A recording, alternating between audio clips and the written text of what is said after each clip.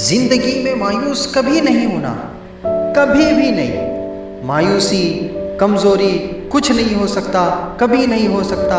कैसे होगा, कौन करेगा? अरे भाई, ये तो कमज़ोर बातें कमज़ोर लोग करते हैं। ये डिप्रेशन और मोमिन ये अलग अलग चीज़ें हैं। टेंशन और मोमिन अलग अलग चीज़ें हैं। मुसलमान कोई लावारिस है कि टेंशन ले?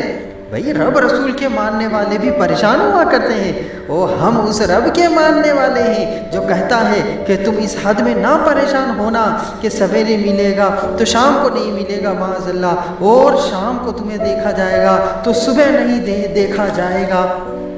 तुम उस करीम के मानने वाले हो जिसे ना ऊँग आती है ना नींद आती है, वो हर वक्त तुम्हें देखता है। बस तुम रब की बंदगी में पड़े रहो, तुम्हारे हर काम होते हुए जाएंगे। फ़ज़्कुरूनी अज़्कुरुकुम वश्कुरूली वला तकफुरून।